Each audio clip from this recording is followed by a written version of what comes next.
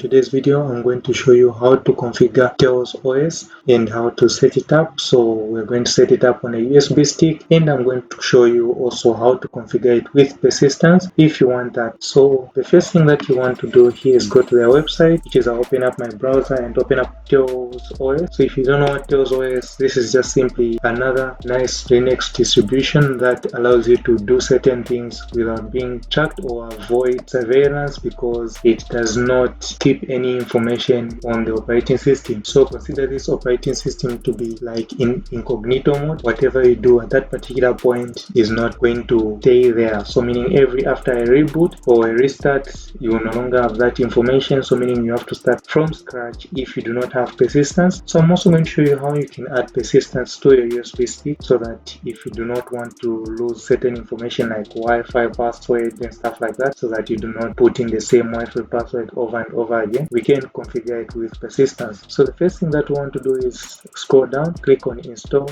Tails OS. It should take you to the screen here. So depending on the type of distribution or the type of operating system you're running, that's what you're going to choose here. So we're going to install it using Windows. So you can click on Windows, but if you are on Mac OS, click on Mac OS. So at least we are recommended to have at least minimum 8 GBs, and our computer should be at least Windows 7 and later, at least 2 GB 64-bit. Okay, so now what we can do now here is we want to click on the download. So this download, we just download it directly, and if you want to torrent it, you can use a torrent. Since I already have this download on my PC, so there's no need for me to download it again, but you can download this and then come back to the tutorial. And also you will need Rufus. So we're going to use Rufus to create our actual bootable USB stick. This is very easy to use, and also it's less than 2 megabytes, so it will not take up any space and requires no installation at all. So once you have those two things on your PC, it should look like this. So you have Rufus and you have Tails, and also you should have your USB stick that you're going to use. So now we can just double click on Rufus, click yes, then you should see this dialog pop up, and here automatically to select the type or the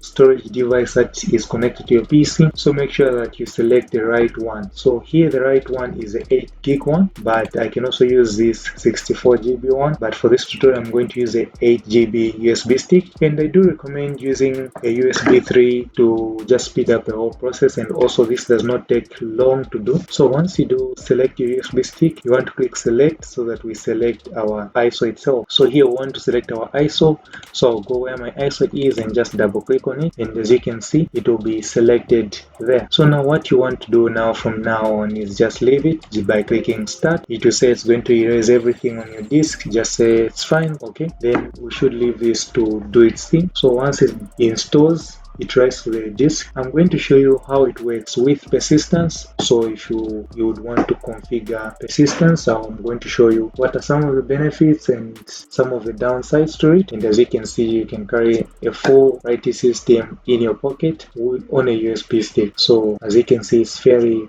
fast. Let's just let it finish and then we'll jump to the next section. So once it's done, you should see this ready. So meaning it's ready. Don't accidentally click start again. It will start again. So just click close. And then once you do that, now we can jump into the next section where now I show you once we boot up from the USB. So now what you want to do is just restart your computer. So I've switched to an external camera. So we're going to do restart. Then from here, I'm going to be using escape. I just want to enter my BIOS so that I can boot from the USB stick. So for you, it might be different. It might be F9, F10, or any of those keys. So you just need to go with those keys. So for me, I'm going to go to my boot menu. Then I'm going to boot from that generic USB, since that's the USB, that's how it's showing. Then this is exactly what you should see. So you should see Tails loading like that. So just give it a second and then you should see it boot up. Don't mind the errors that happens. So once that is done, this is exactly what you should see. So this is our setup window. So from here, what you just want to do is select your language. So here you can leave it on English United States is fine. Keyboard United States is also fine. Then here format, that's also fine for me. Then I can just click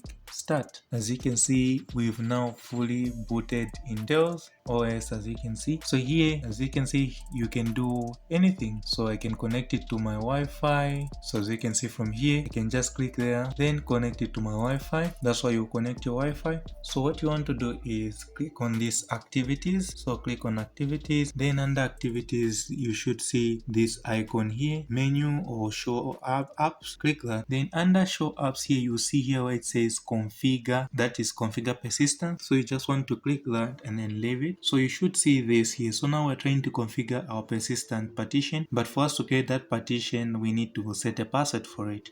So for example, if I set my password like that, verify it, then click create. So now it will start creating the volume. So this volume, this is why it's going to be keeping all the information that it saves. The reason it's asking you to put a password is because every time you need to use a persistent storage, it will need that password. So to protect the information that you've decided it should be saving. Okay, so now here now it's asking us what do you want it to save. Okay, so if you do not want it to always ask you, on that welcome screen where you have to set up every time, just tick that. It will stop doing that. Tor bridge, so if you are browsing on the internet, you want it to keep information from that, you can tick that. Bookmark, you can also do that as well. SSH keys or SSH client, you can tick that. So here it's just a matter of ticking which information you want it to save.